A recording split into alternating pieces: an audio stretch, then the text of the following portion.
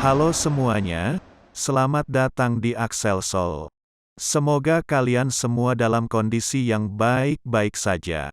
Kali ini Mimin akan membahas alur cerita dari anime Rainbow Nisa Rokubo no Shichinin. Anime ini menceritakan perjuangan 7 pemuda, dengan berbagai cobaan yang akan mereka hadapi. Karena anime ini memiliki genre seinen, jadi Mimin mohon untuk menontonnya dengan bijak ya. Yuk kita mulai ceritanya. Tapi jangan lupa untuk subscribe, like, dan komen ya, biar Mimin semangat untuk membuat konten berikutnya. 10 tahun pasca perang, mengakibatkan Jepang dilanda kemiskinan. Di sini memperkenalkan 6 pemuda yang ditahan karena suatu tindakan yang telah mereka lakukan sebelumnya yang mengakibatkan mereka dibenci di mata masyarakat sekitar. Saat sampai di asrama pendisiplinan Sonan, mereka berenam harus melakukan pemeriksaan untuk mengecek jika menderita wasir atau parasit oleh dokter yang bertugas di sana bernama Dr. Sasaki. Tantoi no Sasaki desu. Setelah itu mereka diperkenalkan kepada senpai atau senior yang ada dalam satu selnya. Mereka mencoba untuk bertanya kepada senpainya apa yang harus dilakukan. Tetapi karena sifat mereka yang masih dibilang belum dewasa, mereka semua dihajar satu persatu. Dattara oretachi kuso doushi. Koroshiatta tte dare mo monku wa iwanee yo na. Nani ga okashii nda kora!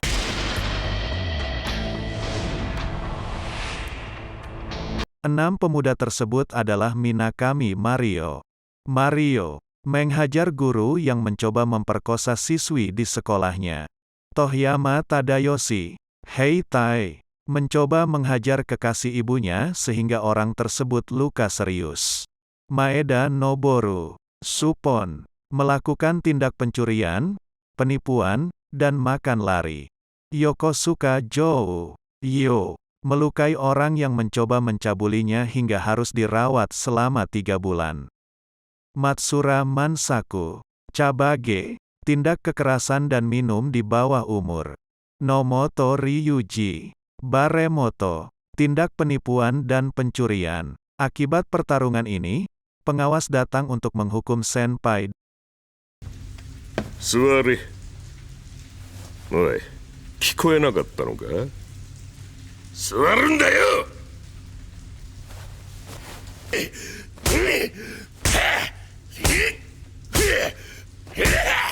Dan menyuruh 6 pemuda itu untuk membantunya, tetapi mereka menolak karena senpai tersebut tak berdaya di lantai.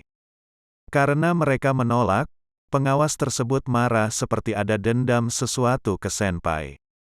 Senpai pun berdiri mencoba untuk melawan pengawas agar tidak melibatkan mereka dan tidak lama kemudian Dr. Sasaki datang untuk menghentikannya.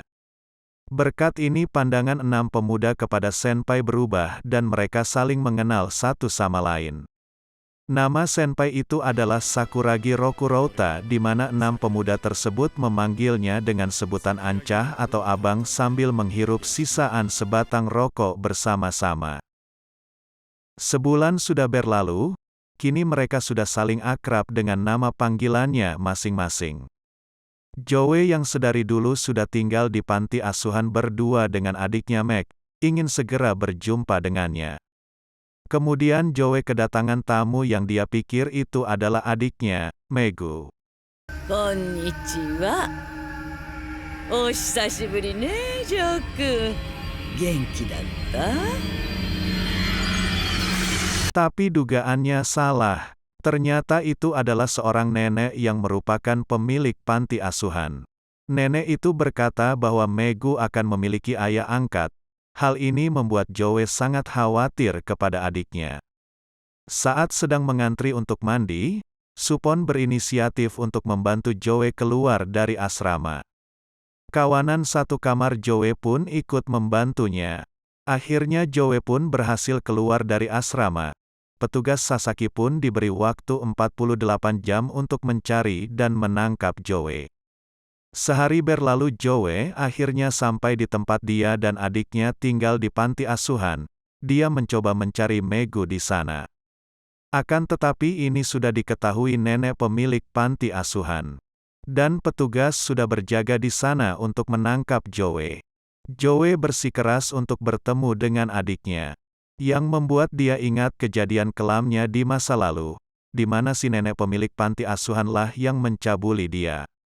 Megu akhirnya keluar untuk bertemu dengan Joe, tapi Megu menyuruh petugas untuk membawa kakaknya itu kembali ke penjara. Joe pun dibawa kembali ke penjara dengan rasa kecewa dan putus harapan. Ternyata di samping itu Megu juga sangat sedih, karena kehilangan kakak tercintanya. Dia berpikir ini adalah hal terbaik yang bisa dia lakukan. 2 minggu setelah Joe ditahan, akhirnya dia kembali bersama teman-temannya dan meminta maaf karena sudah gagal, semua memakluminya. Tetapi, berbeda dengan Baremoto yang menganggap pengorbanan yang dilakukannya sia-sia. Abang berusaha untuk menjelaskannya bahwa itu tidak sia-sia. 俺たちみたいな奴らにチャンスが巡ってくんのはせいぜい100に1つ。無駄なんかじゃなかったよね。 Melihat sifat Baremoto yang seperti ini, Ishihara memanfaatkannya dengan memberitahu bahwa abang yang mereka hormatinya itu adalah seorang pembunuh. あいつはな、自分の親を殺したんだよ。 Baremoto yang terhasut mulai tidak percaya dan menghasut lainnya untuk tidak mempercayai abang. Abang hanya terdiam ketika kepercayaan teman-temannya hilang. Dia curiga bahwa ini semua pasti ulah dari Ishihara. Saat hendak ditanya, Baremoto menghindari abang dengan pergi ke perpustakaan. Tanpa sepengetahuan Baremoto, dia juga pergi ke perpustakaan. Di perpustakaan, Baremoto menyembunyikan banyak rokok di dalam buku. Dia pun menghisap rokok tersebut. Sifat Baremoto yang seperti ini ternyata bermula semenjak dia kecil, di mana dia melihat ibunya menjual diri ke pedagang yang dia percayai selama ini untuk makan sehari-harinya agar bisa bertahan hidup. Seketika itu Ishihara datang, yang membuat Baremoto kaget saat melihatnya. Spontan rokok yang dia pegang langsung dibuang keluar dalam kondisi masih menyala dan kebakaran pun terjadi karena rokok tersebut. Semua tahanan dievakuasi ke lapangan, tetapi hanya kamar atau sel teman-temannya Baremoto sajalah yang tidak, karena kuncinya dipegang oleh Ishihara. Ishihara mengira bahwa abang dan teman-temannya itu masih berada di sana. Tetapi saat di tempat evakuasi, Ishihara melihat abang berada di luar. Dia pun kaget dan kabur saat melihatnya. Abang pun datang menghampiri Baremoto dan bertanya di mana yang lain. Baremoto hanya ketakutan dan menjawab ini salah dia petugas Ishihara. Tanpa pikir panjang abang langsung berlari ke tempat teman-temannya terjebak di kobaran api itu. Melihat abang yang berlari untuk menyelamatkan teman-temannya, Baremoto pun tersadarkan hatinya. Dia mencoba untuk mencari kunci yang dilempar petugas Ishihara. Saat itu abang yang sudah sampai di lokasi kejadian mencoba segala cara untuk membuka selnya tapi percuma saja. Kelima teman yang terjebak mulai hilang kesadaran, tetapi abang berteriak kepada mereka untuk jangan menyerah. この程度で諦めちまうのかよ。俺たちの命、そんなに安かねえぞ。 Abang yakin bahwa Baremoto akan datang untuk menyelamatkannya. Baremoto pun datang layaknya seorang pahlawan. Akhirnya mereka bertujuh pun keluar dari kebakaran tersebut. Ishihara kaget melihat mereka selamat dari kebakaran. Abang yang mulai tidak bisa menahan amarahnya pun memukul pingsan Ishihara. Abang pun dirawat di rumah sakit, dia bertemu dengan perawat di sana. Perawat pun menceritakan kenapa dia bisa ada di sini. Abang merasa bangga kepada teman-temannya dan menceritakan sedikit masa lalunya kepada perawat tersebut.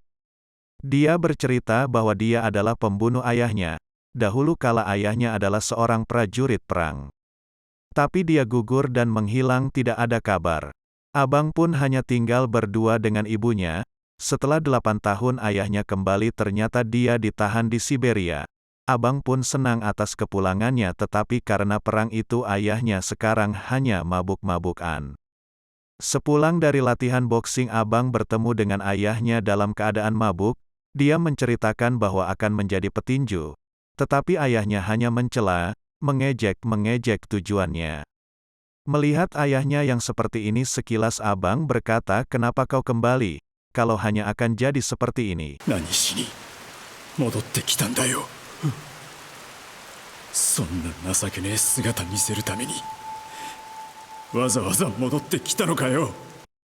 Ayahnya pun terdiam dan dengan wajah senyum berkata, "Jagalah ibumu." Keesokan harinya ayahnya pun meninggal bunuh diri. Abang merasa bahwa kematian ayahnya itu adalah salahnya, dan menyebut dirinya itu seorang pembunuh. Ternyata obrolannya dengan suster didengar teman-temannya dan mereka pun tercengang dengan cerita Abang. 1 bulan berlalu, akhirnya Sakuragi kembali bertemu dengan teman-temannya. Mereka semua dipindahkan ke gedung kecil sementara. Petugas Ishihara yang masih belum pulih sementara dia digantikan oleh petugas baru bernama Kumagai. Mereka bisa hidup tenang karena Kumagai sangat baik berbeda dengan Ishihara. 2 bulan lagi masa tahanan Abang akan berakhir. Abang dan teman-temannya mengukir harapan di sebuah pohon kelak apabila mereka semua bebas bisa bertemu kembali di sana. Akan tetapi semua itu buyar ketika esoknya Ishihara kembali bertugas. Demi membungkam Abang, Ishihara mempunyai rencana kotor agar Abang tidak bisa bebas. Dia dipindahkan ke sel baru. Di sana dia sekamar dengan tahanan yang mempunyai kelakuan yang buruk. Mereka semua adalah anak buahnya Ishihara. Setiap malam Abang selalu dihajar sampai babak belur.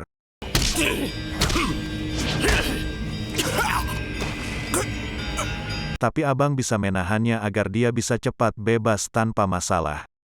Mario yang merasa khawatir meminta kepada mereka untuk melepaskan Abang. Tapi yang ada Mario dihajar habis-habisan. Hingga tangan kanannya hancur. Abang yang mendengar kabar ini tidak bisa menahan amarahnya lagi dan mencoba menghajar mereka semua. Ishihara yang mengetahui ini, kaget, melihat anak buahnya sudah terkapar tidak berdaya.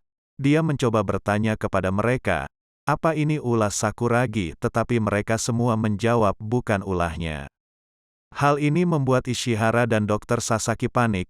Pasti kalian bertanya-tanya, kenapa mereka begitu panik? Kenapa sangat membenci Sakuragi? Ternyata Sakuragi mengetahui rahasia yang mereka sembunyikan. 1 tahun yang lalu, Sakuragi mempunyai teman satu sel yang bernama Hagino Eiichi. Hagino ditahan karena melakukan perampokan guna menyelamatkan ibunya agar bisa dibawa ke rumah sakit, tapi gagal dan ibunya meninggal. Ishihara menjanjikan ke Hagino untuk dipercepat masa tahanannya. Dia harus mengikuti semua perkataan Ishihara. Ishihara menjual Hagino ke Dr. Sasaki untuk dijadikan mainan seksnya. Ternyata janji Ishihara ini hanya bualan semata, yang pada akhirnya membuat Hagino kehilangan semangat untuk hidup dan bunuh diri, dengan meninggalkan sebuah surat ke Sakuragi, bahwa dia bunuh diri karena Ishihara dan Dr. Sasaki. Ishihara akhirnya memindahkan Abang ke sel tahanan khusus di mana dia di sana tidak makan dan minum selama 7 hari. Tetapi teman-teman Abang khususnya Supon, diam-diam memberikan makanan sisa ke Abang.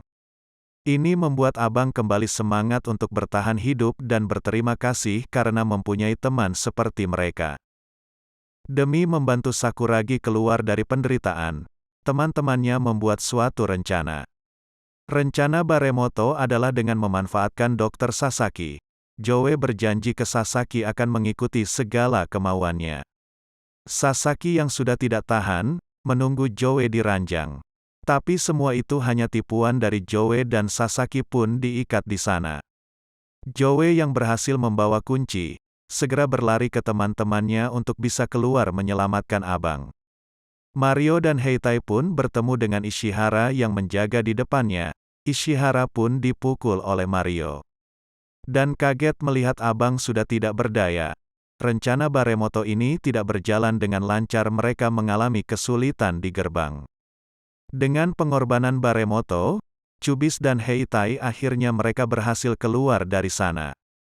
Mario, Joe dan Supon yang sudah berada di luar tiba-tiba dicegat oleh Ishihara. Tapi Abang berhasil menghentikannya, Mario yang melihat tangan abang tertusuk memukul Ishihara sampai babak belur.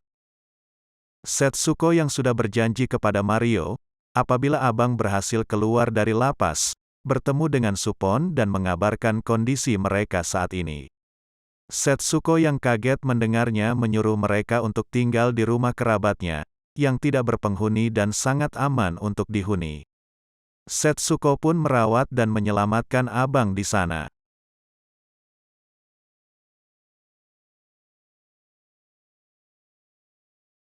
Di samping itu Baremoto, Heitai dan Chubis harus menjalani masa tahanannya kembali selama setahun ke depan dengan siksaan yang diberikan oleh Ishihara. Abang meminta tolong agar kembali ke asrama untuk menyelamatkan mereka. Joe pun melakukannya dengan adu janken. Joe kembali ke asrama tidak dengan tangan kosong. Dia membawa bukti kematian Hagino dan mengancam Ishihara dan Sasaki untuk tidak mengganggu mereka kembali. Joe, Chubis, Heitai dan Baremoto pun hidup dengan tenang di sana. Mario dan Supon yang tidak bisa bergantung terus-menerus ke Setsuko, berinisiatif untuk mencari uang sendiri. Saat di pasar, Supon bertemu dengan seorang wanita dan melihat sebuah peluang, di mana Mario bisa mencari uang dengan bertinju di pangkalan Amerika. Pada saat pertandingan, Mario tidak bisa berbuat apa-apa melawan tentara Amerika tersebut, dan akhirnya kalah. Tetapi Lily, wanita yang mengajak mereka untuk bertinju tidak ingin Jepang kalah terus-menerus melawan Amerika. Dia memberikan sejumlah uang agar tangan kanan Mario yang hancur bisa pulih kembali. Mario berjanji untuk mengembalikan uang Lily apabila menang. Karena kekalahan Mario, abang berusaha melatihnya untuk pertandingan selanjutnya. Sementara itu Heitai pun bebas dan akhirnya menjadi tentara, dan berjanji akan menunggu yang lain di tempat mereka mengukir harapan di sebuah pohon saat itu. Sasaki yang curiga ke Setsuko karena dia tampak begitu bahagia, akhirnya mengetahui bahwa Katsuragi bersembunyi dengannya. Karena Supon yang tidak menyukai foto keluarga, Setsuko mengajak mereka untuk foto bersama, mereka sangat bahagia. Tetapi kebahagiaan itu berubah menjadi kemalapetakaan di mana Ishihara ternyata mengawasi mereka. Jadwal bertandingnya Mario pun sudah ditentukan. Abang dan Mario pun menuju ke pangkalan militer untuk bertanding.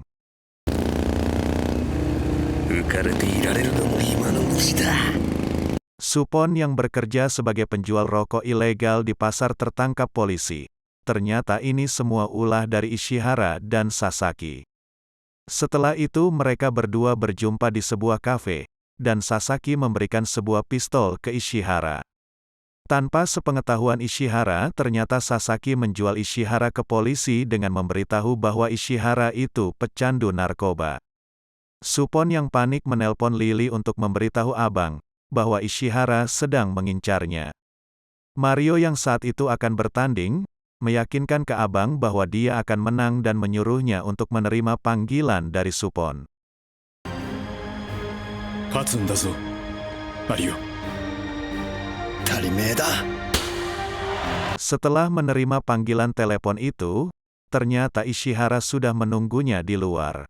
Jenderal Amerika pun merasa ketakutan melihat matanya abang layaknya seorang kamikaze yang berani untuk mati. Abang pun keluar untuk menemui Ishihara yang dalam kondisi siap untuk membunuhnya.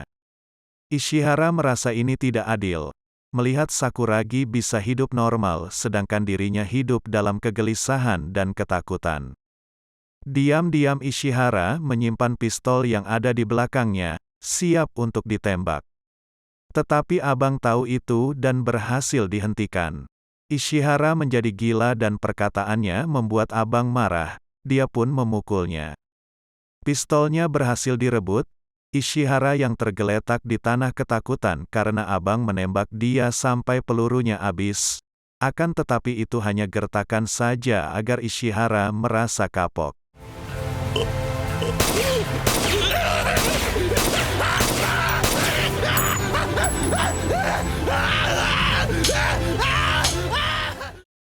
Demi mengakhiri ini semua, abang memberikan bukti kematian Hagino ke Ishihara dan menyuruhnya untuk tidak mengganggu kehidupan Setsuko dan teman-temannya. Ishihara yang sudah tidak bisa mengontrol dirinya merasa iri ke abang kenapa dia bisa hidup begitu bahagia. Abang yang lengah mendengarkan ceritanya akhirnya tertusuk pisau di perut tapi itu tidak membuatnya mati.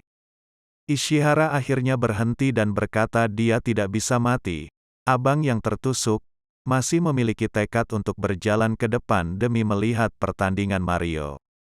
Tapi melihat darah yang terus-menerus keluar dari perutnya perlahan membuatnya berhenti. Saat itu juga polisi Jepang yang berusaha untuk menangkap Ishihara dan dirinya tiba bersama Sasaki. Sakuragi yang terluka parah tetap berjalan ke depan untuk melihat pertandingan Mario walaupun sudah dihentikan oleh polisi Jepang. Melihat keributan ini tak lama kemudian datanglah tentara Amerika untuk memastikan apa yang terjadi. Tentara Amerika melihat abang yang sedang membawa pisau dan menyuruhnya untuk berhenti. Tetapi dia tidak mendengarnya.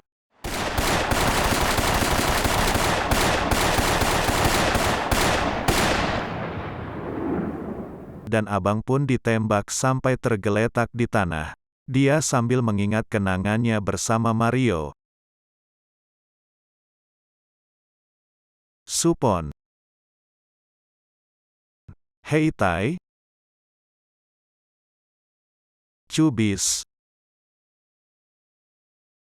Baremoto, Joed, dan Setsuko. Mario yang berhasil memenangkan pertandingan dengan pukulan counternya men-knock out lawannya dan menang. Mario kembali ke tempat di mana Setsuko menunggu. Setsuko bertanya-tanya di mana abang. Mario menjawab dengan menangis. Bahwa abang sudah mati. Setsuko pun menangis tidak bisa henti melihat mayat Katsuragi sudah tidak bernyawa. Kemudian 1 tahun berlalu, di tempat yang dijanjikan di sebuah pohon tempat mereka mengukir harapan, mereka semua bertemu kembali. Oke semuanya, cukup sekian alur cerita dari anime Rainbow Nisa Rokubou no Shichinin. Agak sedih ya, melihat Sakuragi meninggal. Dan yang Mimin ceritain ini baru setengahnya loh. Apakah teman-temannya akan balas dendam atau tidak? Untuk kelanjutannya akan Mimin buat di next video. Dan apabila kalian ingin request, silakan tulis aja di kolom komentar ya. Sampai jumpa.